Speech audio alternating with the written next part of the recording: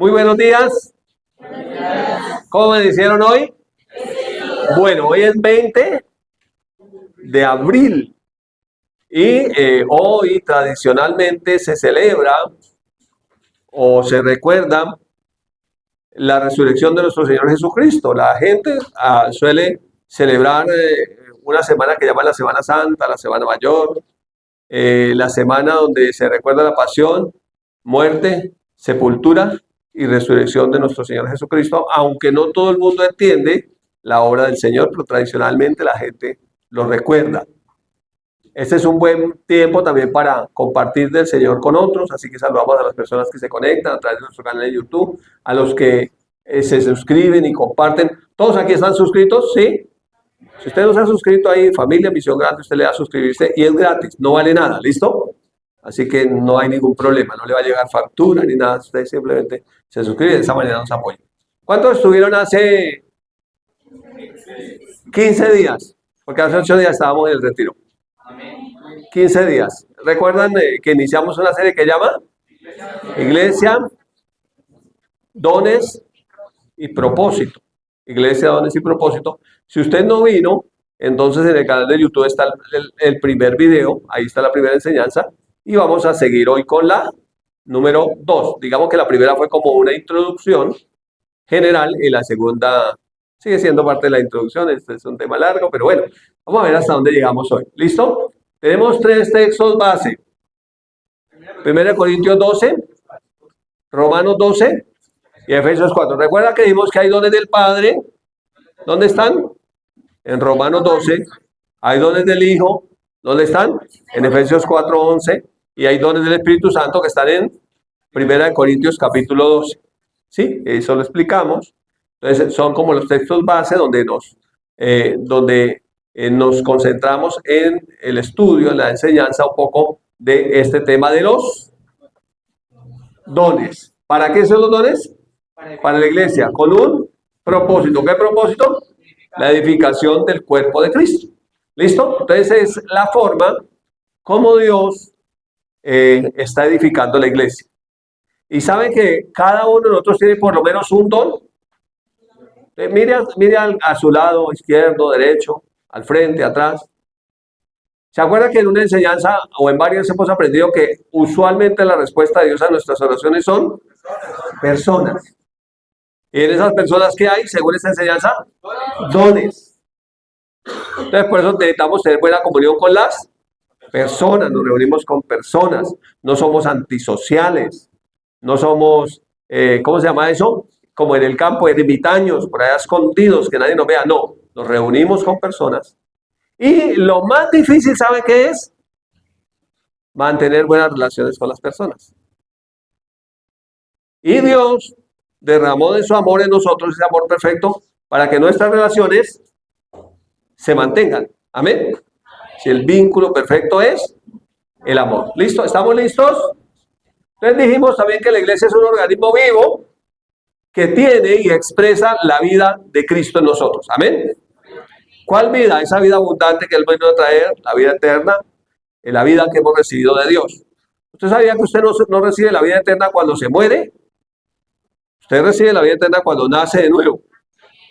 Porque si se muere sin haber recibido la vida eterna, muertecito para siempre. Separado de Dios para siempre. Pero si recibió a Jesús, si nació de nuevo, recibió la vida eterna, entonces la muerte es victoria. ¿Sabía eso? Usted muere en Cristo, el que venció la muerte. Simplemente usted se desliza de esta dimensión de lo natural a lo eterno. Amén. Si usted recibió a Jesús y nació de nuevo. ¿No le alegra eso? Eso es lo que estamos celebrando hoy, que Jesús. ¿Que Jesús? Pero ustedes evangélicos sí son callados, hermano. ¿Que Jesús? Ay, yo pensaba que los cristianos eran más bullosos, ¿no? Están como temerosos hoy. ¿Algunos tienen sueño? Otros están de paseo. Jesús. Resucitó. Él vive. Amén. ¿Dónde vive?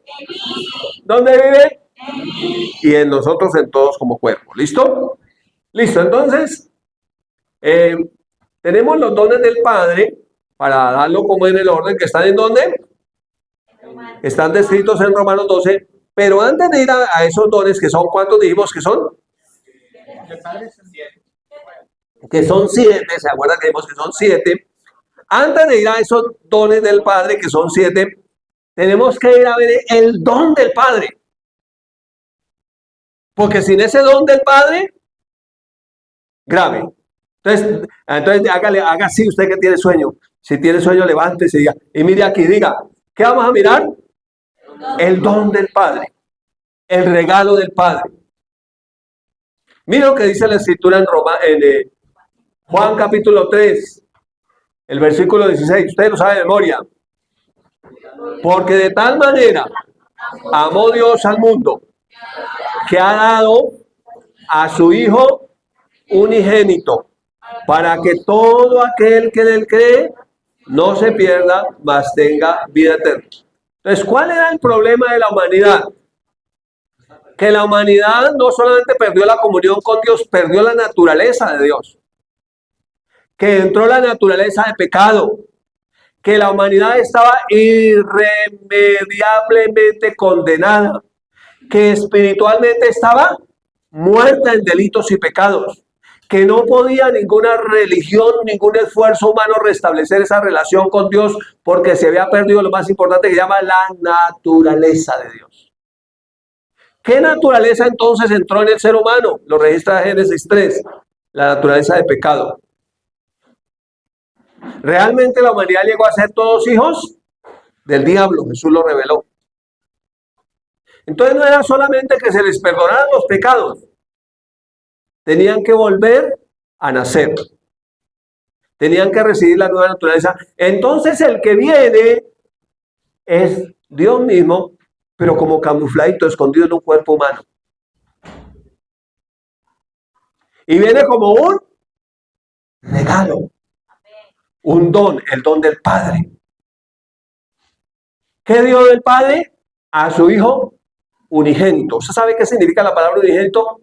Único en su naturaleza, el único. Jesús, el único Dios hecho hombre, el unigénito del Padre. Luego agrega el texto, porque no envió Dios a su Hijo al mundo para condenar al mundo, sino para que el mundo sea salvo por medio de él. Solamente hay salvación por medio de Jesús. ¿Usted sabía que ninguna religión tiene la salvación? Porque la religión es el plan del hombre, por el hombre, para el hombre. Lo que el hombre hace para tratarse de acercarse a Dios. Y sabe que no puede. Ya vimos por qué. Porque su naturaleza es de pecado. Porque ahora espiritualmente es hijo del diablo. ¿Necesita qué? Nacer de nuevo. Y el único que bautiza con el Espíritu Santo es Jesús. Entonces no vino para condenar al mundo, sino para que el mundo sea salvo por medio de él. Y el versículo 18 agrega, el que en él cree no es condenado, pero el que no cree ya ha sido condenado. ¿Por qué? Por no haber creído en el unigénito Hijo de Dios. Entonces Dios da su don perfecto a Jesús. Jesús viene y se da a sí mismo. No vino para condenar al mundo, sino para que el mundo sea salvo por medio de él. Pero cada uno decide si creer o no creer. ¿Por qué estamos aquí esta mañana? Porque creemos. Ayer el pastor a los jóvenes les decía, la fe se activa con el movimiento. Entonces, si crees, pues te mueves. Porque muchos hablan solamente de fe, de creer, pero solamente de palabras. Yo creo. Pero no hacen nada con respecto a esa fe que expresan con palabras. Y por eso la palabra de Dios dice en Santiago que la fe sin acciones es muerta en sí misma. Entonces debe haber una acción. Ya Dios se acercó a nosotros en Jesús. Ya Dios pagó la deuda impagable. Ya Dios venció la muerte, se levantó de la tumba, triunfó sobre el pecado, el mundo y la muerte, el diablo, Satanás, todo lo venció. Pero nosotros necesitamos hacer algo al respecto. Como si alguien está condenado, está en la cárcel, tiene un juicio encima y alguien llega y dice voy a pagarle la fianza, pero este no lo recibe. ¿Eh? Entonces no puede recibir ese pago porque simplemente no tuvo una acción de recibir. Amén. Mira lo que dice Santiago en el capítulo 1, verso 17. Todo buen don, hablando de Jesús, toda buena dádiva. ¿Lo está leyendo conmigo? Dice que todo buen don, toda buena dádiva y todo don perfecto. ¿Cuál es el buen don, la buena dádiva y el don perfecto? Se llama Jesús. Desciende de lo alto. ¿Quién fue que descendió de lo alto? Jesús. Entonces, ¿de dónde?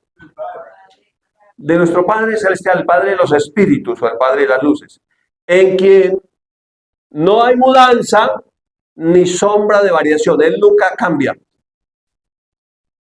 ¿Por qué el Padre envió a su Hijo? Por amor. Amén. ¿Por qué el Hijo se dio a sí mismo? Por amor. Y si nosotros recibimos ese amor o esa entrada a esa gracia, se llama fe. Una fe que actúa en consecuencia a lo que Dios dice. Entonces, si Dios dice que necesitamos nacer de nuevo, ¿es por qué? Necesitamos nacer de nuevo. ¿Y cómo nacemos de nuevo? Por la palabra. Agradó a Dios salvar a los creyentes por la locura de la predicación. Y sabemos que la salvación tiene 3 fases. 1, salvación del espíritu, se llama nuevo nacimiento. 2, salvación del alma, es el proceso que vivimos todos los días. 3, salvación del cuerpo, es cuando se ha redimido, cuando nos den un cuerpo glorificado. ¿Estamos? Listo. Muy bien. El versículo 18 dice, Él, ¿cierto? De su voluntad, el Padre, ¿cierto? Está hablando del Padre que dio a su Hijo. De su voluntad nos hizo nacer de nuevo por la palabra de verdad. Jesús es la palabra de verdad. ¿Cómo nacemos de nuevo? Por Jesús. Por la palabra de verdad. Nos hizo nacer de nuevo por la palabra de verdad. ¿Para qué nos hizo nacer de nuevo? Para que seamos primicias de sus criaturas. Usted sabe que los primeros en resucitar seremos los hijos de Dios. Se llama primicias. Entonces, los primeros en resucitar, la primera resurrección que va a hacer es cuando Cristo se manifieste. ¿Y quiénes son los primeros que vamos a resucitar? Los que hayamos muerto en Cristo Jesús. Ahora, si usted revisa un poco la Escritura, hablando un poco de ese don de Dios, que bueno, hoy que todo el mundo tradicionalmente dice, vamos a celebrar el día de la resurrección de Jesús, yo creo que lo vamos a celebrar todos los días, no solo el domingo de resurrección, no, solo hoy. Mira lo que dice Colosenses 2, 13 al 15, dice, y a vosotros, hablando de la resurrección de Jesús, estando muertos en pecados, ¿está conmigo en Colosenses 2, 13? En la incircuncisión de vuestra carne, os dio vida juntamente con él, perdonándoos, ¿cuántos pecados? Todos los pecados. Entonces, lo primero que recibimos como consecuencia de la resurrección de Cristo es vida. Nos dio vida. Luego que recibimos perdón de cuántos pecados. Usted no se debe condenar del diablo. Si usted ya aceptó a Jesús, sus pecados fueron perdonados. ¿Cuántos? Todos. Todos. Pero debe haber una mentalidad de arrepentimiento, es decir, cambiando todos los días mi manera de pensar, no acomodándola al mundo, sino a lo que dice la palabra. Mira lo que dice el versículo 14. Esta es la victoria de Jesús. Dice, anulando el acta de los decretos que había contra nosotros. ¿Qué hizo Jesús? Anuló el acta. O sea, que había un juicio, había un acta, había unos decretos, pero cuando Jesús vino, ¿qué puso? La anuló. ¿Para qué sirve una acta que está anulada? Para nada. ¿Cierto? Esos eran decretos que había contra nosotros. Que nos era contraria. ¿Qué hizo? Quitándola de en medio y clavándola en la cruz. Entonces, si hay alguna acusación y el diablo le dice a usted, usted está condenado, usted es un pecador, usted le dice, mire a la cruz. Ahí está el acta de los decretos. ¿Sabe cómo está? Está clavada y fue anulada por mi Señor Jesús. En otras palabras, Él cargó con el peso de todo mi pecado. Él me hizo libre. Eso se llama evangelio. Ese es el don de Dios. Y mira el versículo 15. Dice, y despojando a los principados y a las potestades, los exhibió públicamente, triunfando sobre ellos en la cruz. No solamente es que Jesús resucitó, es que Jesús, escucha esto, en su condición de hombre, no de Dios, vino y peleó una batalla contra Satanás y todos sus demonios y los derrotó. ¿Qué más hizo el Señor? Los despojó. ¿Usted sabe lo que es despojar? ¿De qué los despojó? De la autoridad que tenían sobre nosotros. Amén. Entonces el diablo ya no tiene autoridad sobre tu vida. Amén. Fue despojado. Ahora la autoridad sobre tu vida y sobre mi vida la tiene Jesús. Amén. Ya el diablo no es su Señor. ¿Sí está conmigo todavía? El diablo fue despojado. Entonces a veces cuando la gente se va al otro extremo, nosotros sí tenemos una batalla. Nuestra peor batalla es contra la carne, porque la carne es la manera equivocada de pensar que teníamos en nuestros deseos y pasiones. Pero no es contra demonios la peor batalla. Y si hay una batalla contra los demonios, no es allá afuera, sino es aquí en la mente. Eso lo hemos aprendido también. Entonces, esos principados y potestades y huestes espirituales de maldad fueron despojados. Pero también están derrotados. Dice que triunfó sobre ellos en la cruz. Y dice que los exhibió públicamente. En el siglo primero, en Roma, cuando había una guerra entre una nación y otra, la nación que ganaba, el rey que ganaba, hacía un desfile triunfal.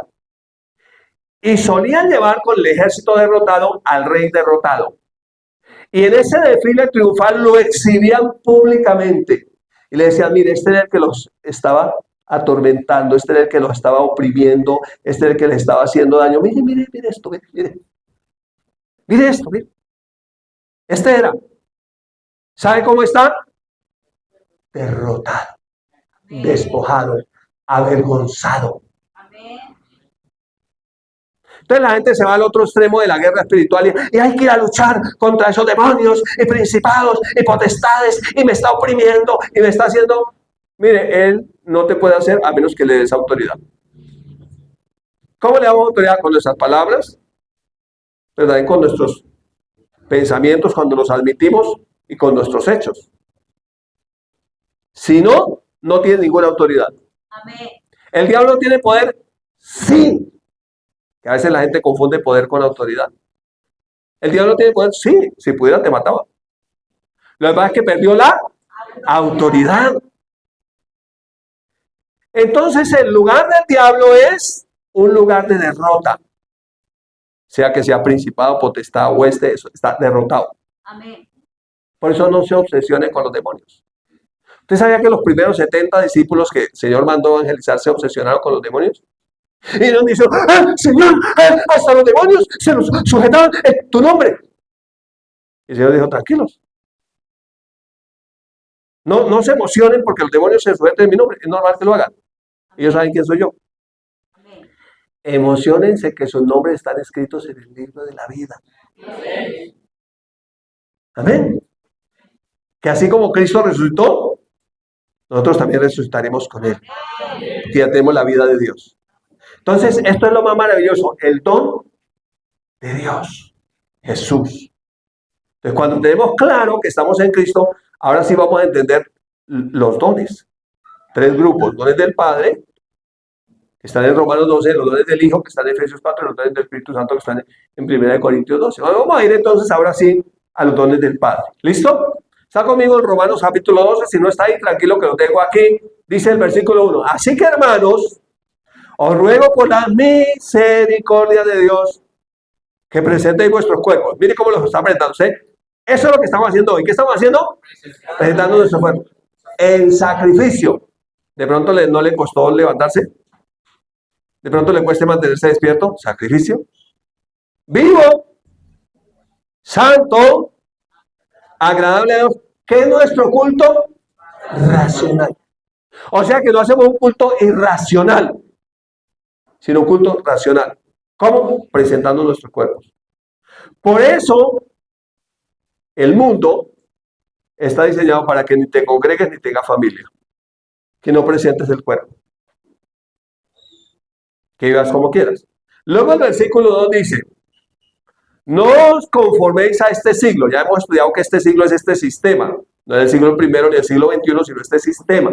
Esto fue escrito en el siglo primero, pero está hablando de un siglo, sino de un sistema. No nos conformemos a este sistema, sino que seamos transformados por medio de la renovación de nuestro entendimiento. Miren que eso está en contexto con los dones. Renovar nuestro entendimiento, van a pensar. Dice que seamos renovados por medio de la transformación de nuestro entendimiento, van a pensar, para que podamos comprobar cuál sea la voluntad de Dios. La voluntad de Dios es buena, agradable y perfecta. ¿Por qué cuando algo malo pasa la gente dice que es la voluntad de Dios? Porque no ha cambiado su manera de pensar. Se enfermó. En la voluntad de Dios, ahí luchando con el cáncer, en la voluntad de Dios. Perdone, esa es la voluntad del diablo. Fue el que vino a matar, hurtar y destruir. Ese que anduvo haciendo males y oprimiendo con enfermedad a la gente. Entonces, si no cambio mi manera de pensar, no puedo comprobar la buena voluntad de Dios, agradable y perfecta. Entonces, ¿qué necesito? Congregarme, estudiar la palabra, leer la palabra, servir dentro del cuerpo de creyentes con los dones que Dios me ha dado, amar a los hermanos, así me caigan un poquito regular. ¿Sí que hemos aprendido que Pedro y Juan no se caían bien? Y después, tremenda llave de trabajo. Cuando entendieron. Luego, ¿qué dice? Miren lo que dice después. Digo pues, por la gracia que me da a cada cual que está entre vosotros, que no tenga más alto concepto de sí que el que debe tener, sino que piense de sí con cordura, conforme a la gracia o a la medida de fe que Dios repartió a cada uno. Entonces, esto está en contexto de los dones. Que no debo pensar más alto de mí, no debo tener más alto concepto de mí, sino conforme a la medida de fe o a la gracia que recibí. Digo por la gracia que me da. A cada cual que esté entre vosotros, que no tenga más alto concepto. Ah, es que yo soy muy importante. Si yo no estoy en la iglesia, no funciona. Yo soy el plus ultra de la congregación. Yo soy el que más da, el que más sirve. Soy como la calle, la manda más. Así es que ese versículo sí lo saben. Entonces le está diciendo, mire, usted tiene un don de Dios, una gracia de Dios, una medida de fe. No piense más alto de lo que Dios le ha dado. No tenga más alto concepto. Piense de acuerdo a esa medida de fe. O sea, piense que usted tiene una gracia para otros, pero que otros también tienen una gracia para usted. Amén. Que usted puede bendecir a otros, pero que otros también lo pueden bendecir a usted. Y entonces cuando pensamos en eso, entonces, pues aquí somos todos diferentes, pero más o menos estamos en el mismo camino, vamos todos nos necesitamos, todos. Entonces aprendemos a caminar en amor. Pero cuando somos orgullosos, entonces, no, yo en esta congregación tan pobre, no, yo tengo que estar en un estrato más alto y la gente piensa todavía en estratos socioeconómicos, en el reino de Dios no hay estratos. ¿Estamos? Esto es el contexto de los dones. ¿Listo? ¿Seguimos? Dice, porque de la manera que un cuerpo tiene ¿cuántos miembros?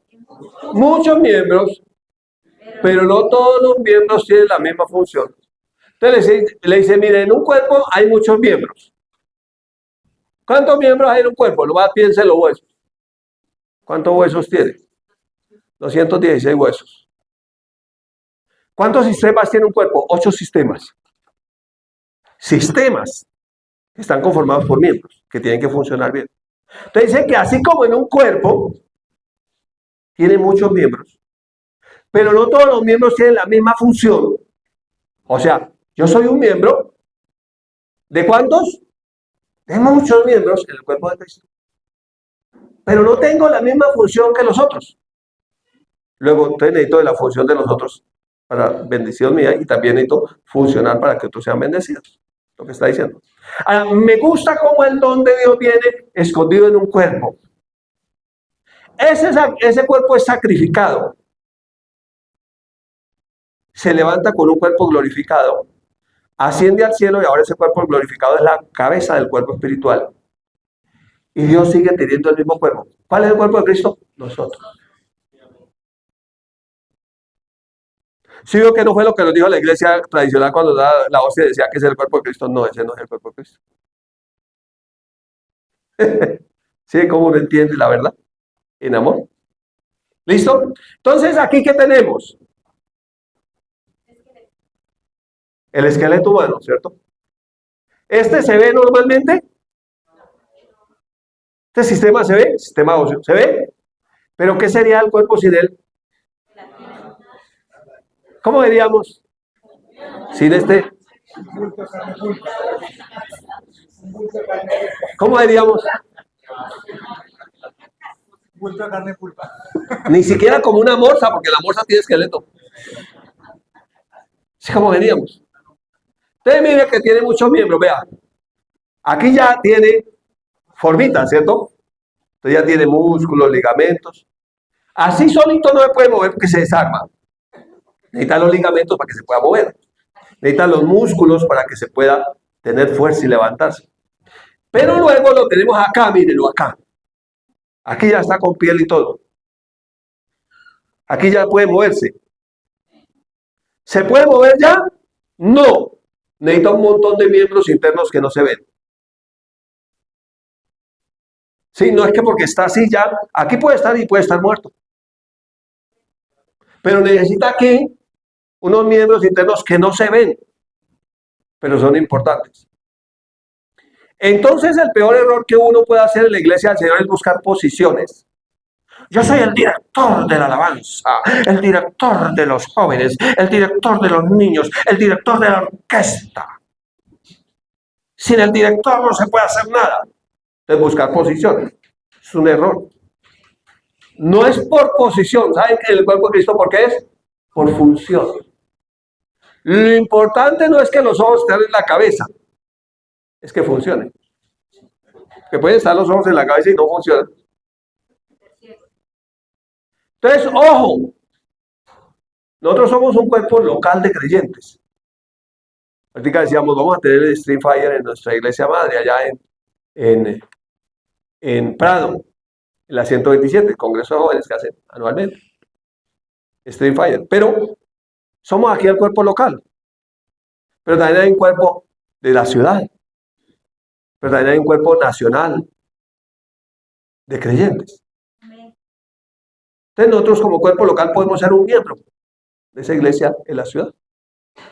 Pero cada uno en medio del cuerpo local somos un miembro en particular. ¿Qué es lo importante? ¿La posición? ¿Cuál es lo importante? La función. Que funcione. Que funcione. ¿Listo? Que funcione. Entonces por eso sigue diciendo, así también nosotros, mire cómo está el cuerpo. Siendo muchos, ¿cuántos somos? Pero somos ¿cuántos cuerpos? Un cuerpo en Cristo. Y todo un miembro los unos de los otros. Así como el esqueleto sin todo lo demás no funciona, entonces somos miembros los unos de los otros. En otras palabras, todos nos necesitamos mutuamente. Amén. Y por eso la tentación siempre es, me voy de la iglesia, pero ¿a dónde va a irse? ¿A dónde va a irse? ¿Sabe que dentro de la iglesia, en esa comunidad de creyentes, como miembros los unos de los otros, codependientes los unos de los otros, Dios está desarrollando y formando algo que llama carácter? Amén. ¿Y sabe por qué la gente se va de la iglesia? Porque no desarrolló carácter. Y le tengo noticias, y si te vas a otro cuerpo local de creyentes, allá también Dios va a tratar con tu carácter. Donde vayas, Dios tratará con tu carácter. La Biblia enseña que somos un cuerpo, pero también dice que somos piedras vivas. ¿Qué características tiene la piedra? Que es dura, que no tiene forma, que al colisionar con otra se rompe. ¿Y sabe con qué edifica Dios? Con piedras. O sea que te va a doler. Te va a doler. Te va a doler. Te va a doler. Te va a doler. Alguien dijo en el retiro de jóvenes, ¡ja! Yo hubiera sabido que me hubieran traído aquí a ponerme a hacer oficio, a mandarme, no hubiera venido.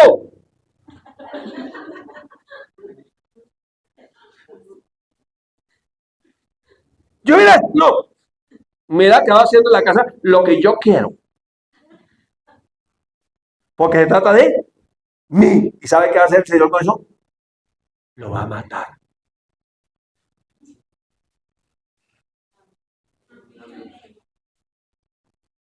Por eso, muriendo lentamente, sin remedio estoy yo. Eso tengo que morir. A mi orgullo yo tengo que morir. ¿Ustedes vieron una serie que se llama Mil Maneras de Morir? Yo creo que en la iglesia hay mil maneras de morir. Una manera de morir es sirviendo. Amén. Otra manera de morir es cuando me encuentro con el hermano y somos diferentes y chocamos. Que le cae a uno un pedazo de esa piedra. Eso sí que duele. Ay, yo no puedo. Ay, que esa persona me mande a mí. Ay, no, eso no.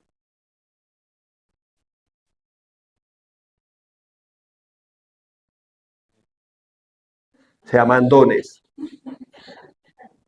Para que el don fluya y funcione, el orgullo tiene que morir.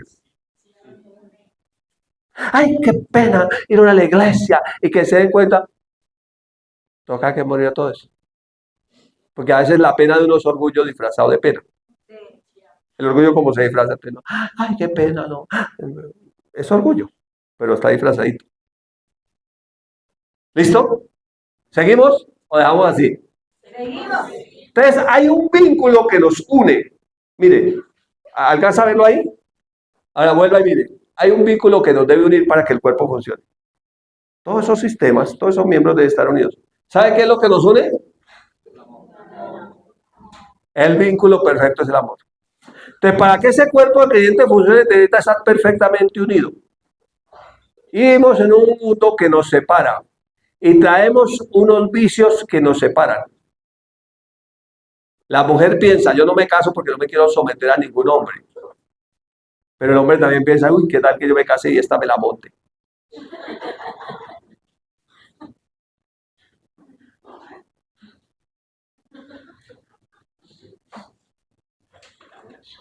Un filósofo colombiano dijo, cuando tenga 80 yo lo pienso hacer.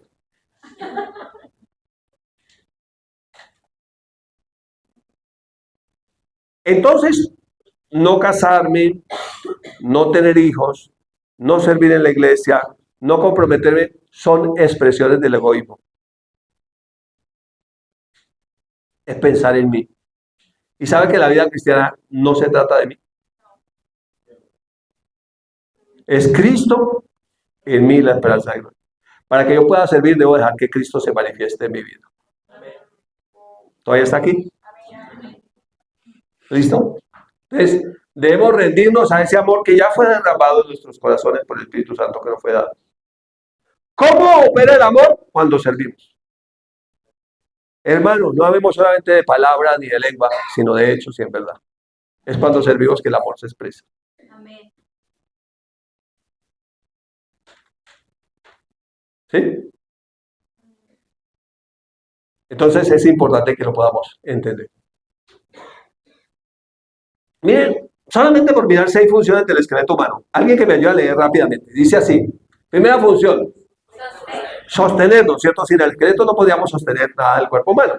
Entonces ahí la función proporciona estructura y soporte al cuerpo. Mantiene la forma del cuerpo y sostiene los músculos y los órganos. Segunda función, protección. El esqueleto humano protege órganos vitales del cuerpo. Por ejemplo, el cráneo protege al cerebro. La caja torácica protege el corazón y los pulmones. ¿Es más importante el cráneo que el cerebro? No, simplemente son diferentes. La función del cráneo es proteger y la del cerebro pensar. ¿Es más importante la caja torácica que el corazón y los pulmones? No, simplemente son diferentes. La función de la caja torácica es proteger, la de los pulmones respirar, la del corazón enviar sangre oxigenada a tu cuerpo. No importa si eres corazón o caja torácica, lo importante es que funciones ahí donde eres. ¿Ya? La columna vertebral protege la médula espinal. ¿Qué es más importante, la columna o la médula que va por dentro? No, ninguna de las dos, simplemente tienen funciones diferentes. Si la columna no protege, la médula se daña y el cuerpo no puede moverse. Otra función, movimiento. Actúa como punto de anclaje para los músculos, el esqueleto. El esqueleto junto con los músculos, ¿sí que necesitan los músculos? Permite el movimiento mediante las articulaciones, necesitan las articulaciones, necesitan los músculos, necesitan los ligamentos. Pero también tiene una cuarta función, es la producción de células sanguíneas. Entonces, la médula ósea que está presente en algunos huesos, produce glóbulos rojos y glóbulos blancos y plaquetas. Solamente se producen en la médula. Pero también la quinta función es almacenamiento de minerales. Mire, todas las funciones del esqueleto humano. Entonces almacena minerales esenciales como el calcio y el fósforo que se liberan cuando el cuerpo los necesita. ¿Qué otra función tiene? Gracias por la clase de biología esta mañana. Almacenamiento de energía. Mire que el esqueleto a través de la médula ósea amarilla almacena grasa, esa grasa amarilla que sirve como reserva de energía en el cuerpo. Solamente por hablar de unas funciones del esqueleto, para que todo funcione. ¿Se ve el esqueleto? No, algunos muy flacos casi que se les alcanza a ver, pero no alcanza a ver mucho. ¿Sí? Pero mire todas las funciones que tiene solamente por contar algunas. ¿Es importante? Sí, pero absolutamente dependiente de los otros órganos, y si no, grave. ¿Listo? ¿Seguimos? Entonces, mire, para que pueda funcionar. Lo importante del esqueleto no es lo bonito que es que funciona. Porque normalmente no es bonito. Sino lo importante es que es fuerte y funciona.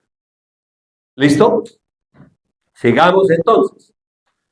Vamos a definir los dones. Dice el verso 6, Romanos 12:6. De manera que teniendo diferentes dones, tenemos diferentes dones, ¿cierto? De manera que, siga leyendo conmigo, teniendo diferentes dones, según la gracia que nos es dada, o sea que es una gracia que no fue dada. Al final nos dará cuenta si usamos esa gracia o no. Si el de profecía, número 1, úsese conforme a la medida de la fe, o el de servicio, número 2, en servir, o el que enseña, número 3, en la enseñanza. O sea, lo importante no es que yo tengo el don de enseñar, sino lo importante es que enseñe. No, que yo tengo el don de profecía, lo importante es que profetice. O yo tengo el don de servicio, no, yo soy un tremendo servidor. Y si no sirve, ¿para qué sirve? ¿Qué más? El que exhorta en la exhortación, el que reparte o da con liberalidad, el que preside con solicitud y el que hace misericordia con alegría. Finalmente aparece el vínculo perfecto. El amor sea sin fingimiento, aborrecer lo malo, seguir lo bueno. El que nos mantiene unidos es el amor. Si usted mira el propósito de todos los dones, es el amor. Lo que edifica es el amor. Así que cada vez que actuamos en amor, edificamos. ¿Listo? Estamos edificando. ¿Seguimos? Entonces pensemos en los dones así como la mano del Padre extendida dando unos dones.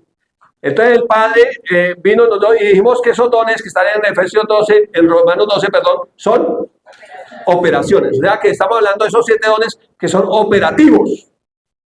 ¿Usted sabe lo que es una operación? Alguien que está haciendo algo. Son como logísticos. ¿Sí? Se llaman ministerios prácticos. O sea, lo que hace uno en la práctica. ¿Listo? Muy bien. Entonces, el Padre Lo registra Romanos 12, nos dio una serie de dones que son operaciones. Número 1 nos dio profecía. 2 nos dio exhortación para animar a los creyentes. 3, enseñanza para enseñarnos unos a los otros. 4, servir, para servir. ¿Para qué son todos los dones? Para servir.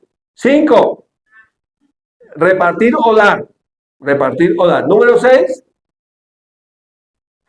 presidir. Y 7, misericordia. ¿Se acuerda que esos fueron los 7 que leímos ahí? Que los contamos y son 7.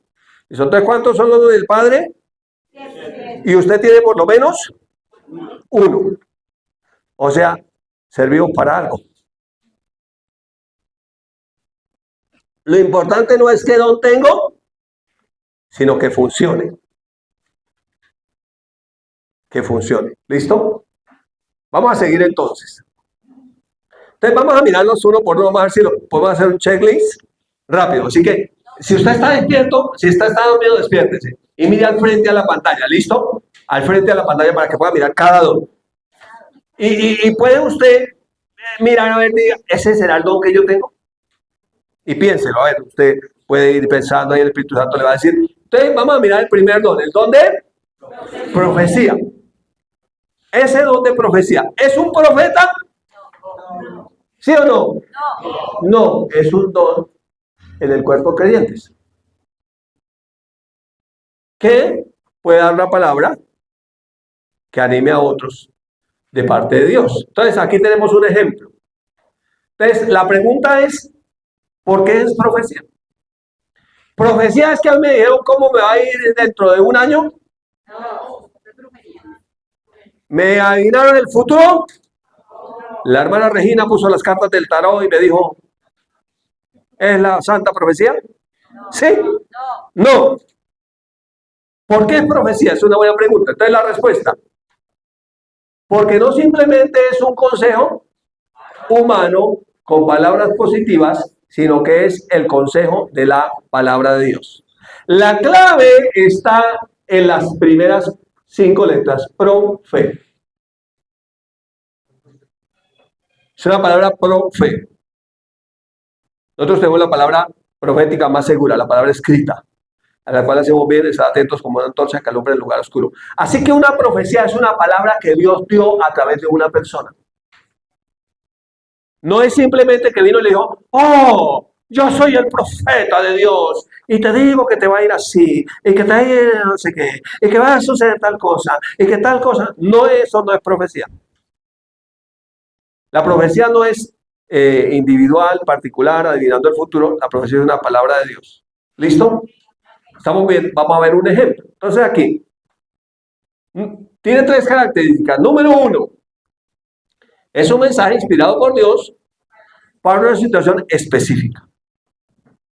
Primero, de la profecía es un mensaje inspirado por Dios para una situación específica. ¿Listo?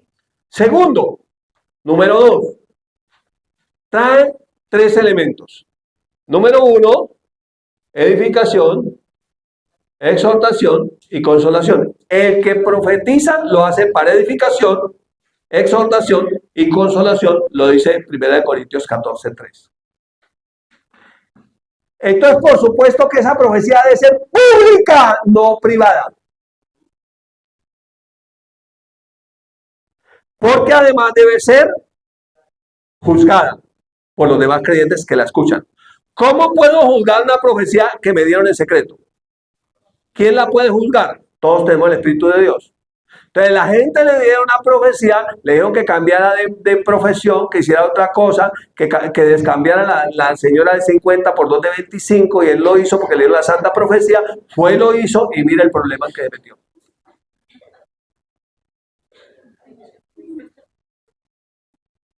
¿Ve? Ojo, tiene que ser público. Por eso dice que 1 o 2 profeticen y los demás juzguen. Lea la Biblia. No es que todos profetizamos aquí y le ponemos la mano y le decimos al oído que está sucediendo. Se llama oreja caliente.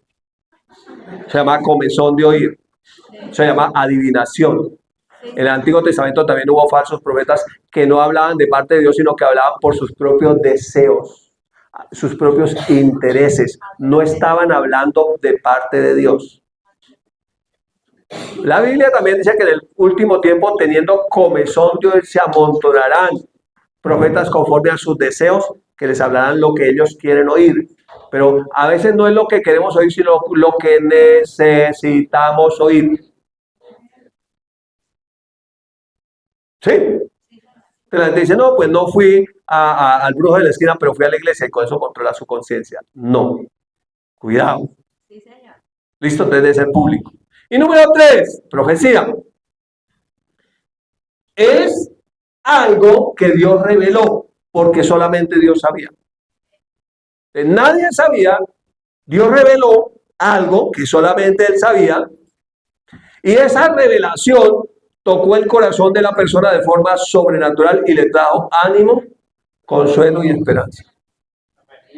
Entonces, como Dios no es Dios de confusión, entonces esa profecía no le produjo confusión. No es que me profetizaron que se iba a estrellar mi familia y se iba a matar. Y hay gente que le ha profetizado eso. Y la gente lo cree y fijo que el familiar se estrelló y se mató. ¿Y eso qué le trajo? Confusión. Entonces Dios es Dios de luz, no de tinieblas. ¿De quién es ese plan de la muerte? Si de alguna manera Dios revela que puede venir un accidente para que usted ore y lo evite. Amén. Lo que sea, estaba profetizado, eso iba a suceder. Y Dios le dijo que vino juicio de Dios y no, Dios va a tratar contigo. Soy profeta de Dios y Dios va a tratar contigo y sabe que lo va a estortillar. Y dice que profecía de Dios. No. No. La profecía que viene de parte de Dios puede traer arrepentimiento. Cuando trae tristeza, y la tristeza viene como arrepentimiento, dice que es motivo de gozo. Sí, amén. Profecía. Este tema es muy delicado. Entre otras cosas, porque para profetizar no necesariamente hay que imponer manos. ¿Usted sabía eso? Sí, señor. Uno puede profetizar de parte de Dios a alguien que está, y le puede profetizar a alguien que no conoce por ahí, que está en la última silla, que llegó, que vino el día primero, y Dios le dice algo. Y no tiene que imponerle manos. Cuidado.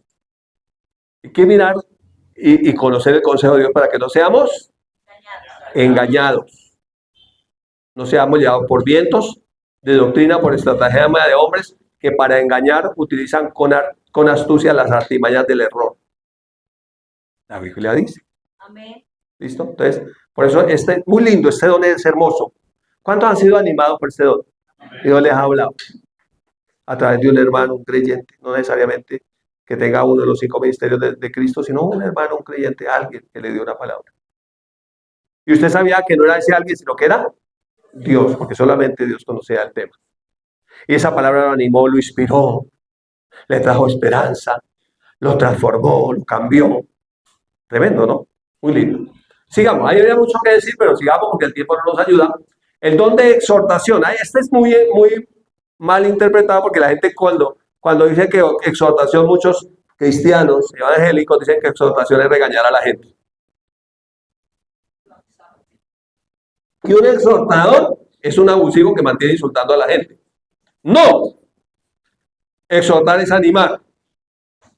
De hecho, lea la Biblia cuando dice Pablo exhorta a los creyentes. Si usted lea lo que Pablo hizo cuando los exhortó.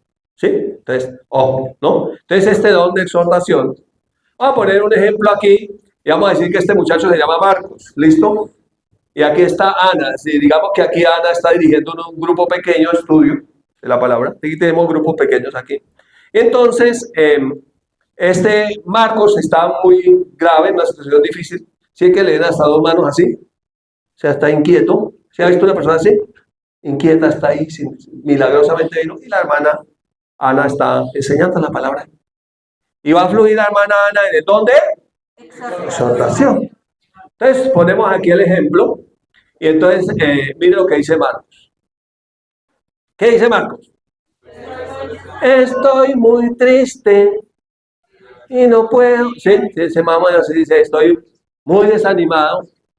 Hoy no quería venir a la reunión. Parece que Dios No escucha mi oración. Realmente no sé qué hacer. ¿Alguien ha estado así alguna vez? Hay gente que piensa que porque somos cristianos no nos entristecemos. Pero todavía nos entristecemos. O sea que Cristo viniera a vivir en nosotros no mató nuestras emociones. Todavía tenemos emociones. Hay algunas mujeres que llaman a la tristeza que les da después de que tienen el bebé la depresión postparto. Eso solamente las mujeres saben eso y los psicólogos. La depresión postparto. Entonces algunos dicen, ¿cómo es cristiano no puede tener depresión por parto? Sí puede tener, porque todavía tiene emociones. Por eso Dios puso dones, Amén. para que pueda exhortar a esa hermana que está en esa depresión postparto. Pero no es el caso de aquí, Marcos, no ese fue el ejemplo, pusimos aquí fue un hombre, ¿listo? Entonces, aquí Ana, que fluye en el don de, ¿qué le dice a Marcos? Marcos, gracias por abrir tu corazón. No le dice, ¡ay! Luego usted no es cristiano, ¿cómo es que es entonces? No, le dice, gracias por contarnos lo que le está pasando. Sí, usted ha leído que Jeremías se deprimió. ¿Ese Dios Jesús se entristeció? Sí, dijo, mi alma está triste hasta la muerte. Y es el Señor Jesús, entonces tranquilo. ¿Listo? ¿Qué más le dice? Quiero recordarte que Dios nunca deja una oración sin respuesta. Porque Marco está diciendo que parece que Dios no lo escucha. Entonces ella, no, Dios nunca deja una oración sin respuesta. Y le dijo, le trajo una palabra de Dios.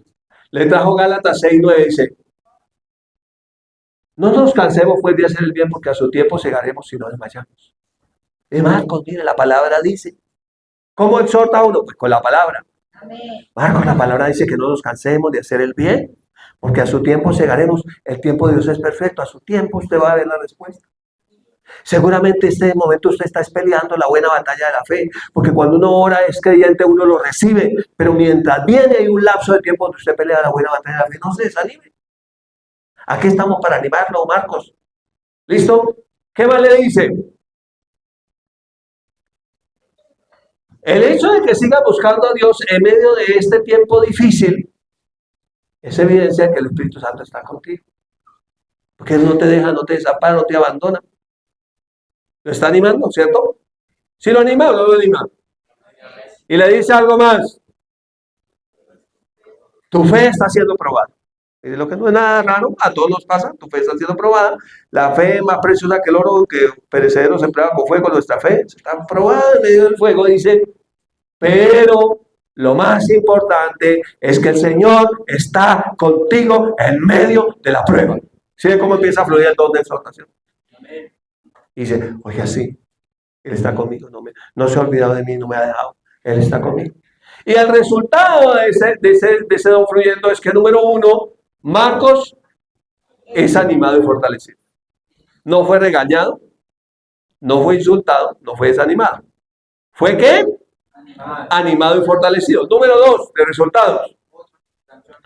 Otros creyentes en el grupo también fueron animados con la palabra. Fíjense, no eran ni ellos los que estaban en ese momento así, pero con esa palabra que fue dada para él, también ellos recibieron. También Dios los animó, también Dios los consoló, también Dios los edificó. ¿Listo? Y número tres, en la reunión oran con fe y con gratitud, inspirados por esa palabra de exhortación. Gracias, Señor, tú nunca nos dejas, nos desamparas, sí tenemos situaciones difíciles, pero tú estás con nosotros. Y gracias. ¿Cuánto les ha pasado eso? Que se han desanimado, pero Dios viene. Porque una cosa, vea, la vida cristiana es una carrera de largo aliento. Y uno puede que hoy esté en la cima, pero mañana puede estar. Las emociones son fluctuantes. A veces suben, bajan, pero gracias a Dios por el don de exhortación. ¿Cuántos lo han vivido? Amén. Ese don ahí. Gracias, Señor. ¿Cuántos son exhortadores? ¿Aquí alguien? ¿Sí?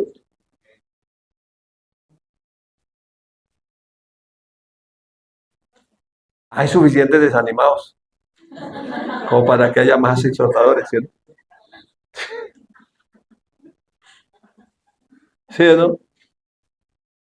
Desanimada la gente, ¿no? ¿Cuál fue el problema del pueblo de Israel en el camino? Que se desanimó. necesitaba que hubiera más gente que exhortara a los hermanos a no desanimarse. Número 3, ¿vamos bien? Uy, Dios mío. El de enseñanza. ¿Cuánto fluye de ese don de enseñanza? ¿Cuánto les gustaría enseñar? ¿Es un maestro de los 5 dones? No, es un creyente que enseña. ¿Podría llegar a ser maestro? Sí. Ojo. ¿Uno que fluye del don de profecía podría llegar a ser profeta? Sí. Acuerde que Dios premia la fidelidad. ¿Cómo alguien que es un buen segundo puede llegar a ser pastor de la congregación? Porque es fiel. Amén. Y puede haber muchos segundos, incluso mejores que el pastor, que la pastora, que tienen más, que pronto tienen más elocuencia, que pronto son ungidos, que pronto, pero no son fieles y nunca lleguen a prosperar. Entonces, en esa larga carrera lo que Dios está buscando es hombres y mujeres fieles, que sean idóneos para enseñar también a otros. ¿Listo? Que enseñen a otros. Entonces aquí, supongamos que en medio de la reunión de enseñanza surge de este hermano por acá una pregunta. ¿Qué preguntó el hermano? ¿Qué significa realmente justificados por la fe? Entonces parece que le estaba enseñando sobre justicia y alguien entre los hermanos de la reunión dijo, perdone, una pregunta. ¿Realmente qué significa eso de ser justificado por la fe? Entonces aquí, el hermano que está fluyendo del don de enseñanza responde y dice, la justificación por la fe significa que somos declarados justos delante de Dios, no por nuestras obras, sino por la obra de Jesús en la cruz. ¿Cuál es el problema muchas veces por el cual nosotros nos dejamos condenar? Porque creemos que nuestra justicia es por nosotros mismos. O sea, no hemos entendido lo que es justificado por la fe. ¿Sí? O sea, usted no puede ser más justo de lo que ya es. Amén. Porque nuestra justicia se llama Jesús. ¿Listo? Su obra. Listo. ¿Qué más le dice ese hermano que está fluyendo en... Mire, le da Romanos 5.1. ¿Qué dice Romanos 5.1? Le dice, mire hermano, Romanos 5.1 dice, justificados pues por la fe tenemos paz para con Dios por medio de nuestro Señor Jesucristo. Como ya fuimos justificados, ya tenemos paz para con Dios. En otras palabras, Dios nos ve a nosotros a través de la persona de Jesucristo. Cuando Él te ve a ti, ve a Jesús. ¿No le parece eso lindo? Ese es mi hijo amado, es mi hija amada. ¡Wow! Tengo una posición delante del Padre. Fui declarado justo. No por mis obras, sino por las obras, por la obra mejor de Jesús. Y le responde algo más, le dice, le coloco un ejemplo, le dice, mire, imaginemos un tribunal. Todos éramos culpables, pero Jesús vino y pagó la fianza. Fuimos declarados justos, no porque no seamos culpables, sino porque alguien pagó, para que fuéramos libres. ¿Ya? No es que éramos, no, a veces la gente piensa, no, es que los cristianos es porque ellos son buena gente y tan maravillosos. No, era que éramos los peorcitos, sino que reconocimos al Señor y entonces el Señor nos tenía aquí sentaditos. Y nos va a tener sentados allá en el cielo. Amén. De hecho, Jesús dijo, le dijo a los religiosos de su época, las prostitutas, los cobradores de impuestos van delante de ustedes al reino de los cielos. ¡Wow! ¿Sabe por qué? Porque creyeron. Sí, amén. No es porque éramos los mejores, porque tenemos al mejor, que nos declaró justos. Entonces le dice, y por confiar en Jesús, Dios nos declaró libres. Por eso dice que es la fe, la entrada a esa gracia en la cual estamos firmes. Por la fe. Yo recibí por lo que Cristo hizo. Se llama evangelio. Entonces el Padre es el juez. ¿Usted sabía que el Padre es el juez? Y es un juez justo. Y administra justicia. No podía simplemente decir, no, no hicieron nada. No, porque eso sería injusto. Cargó el pecado Jesús. Jesús pagó la deuda y nosotros recibimos ese pago. Justificados pues por la fe, tenemos paz para con Dios por medio de nuestro Señor Jesucristo. ¿Cuál es el resultado entonces? Ahora Este hermano entiende el concepto de la justificación por la fe de forma más clara, con esos ejemplos prácticos que el que estaba fluyendo en ese don de enseñanza puso. Son ejemplos sencillos para entender, o ejemplos de la vida cotidiana para entender las cosas espirituales. Mire que como consecuencia, algunos en la reunión dicen, ¡wow! Nunca lo había visto así. ¿Le ha pasado eso así? Dice, yo nunca lo he visto así. Fue alguien que fluyó del don de enseñanza. ¿Sé que el don de enseñanza es lindo? Sí, amén. Jesús es el maestro por excelencia. Y cada uno tiene una gracia para enseñar. De hecho, todos somos maestros. ¿Usted sabía que las mujeres son maestras de sus hijos? Las mujeres que son madres, que son abuelas, son maestras de sus hijos. Entonces, mire, tiene una gracia para enseñar. Y como resultado, entonces, al final, la conversación se profundiza en ese sentido. Fuimos declarados justos. Y entonces ya entendemos Romanos capítulo 8, versículo 1. Ninguna condenación hay para el que está en Cristo Jesús.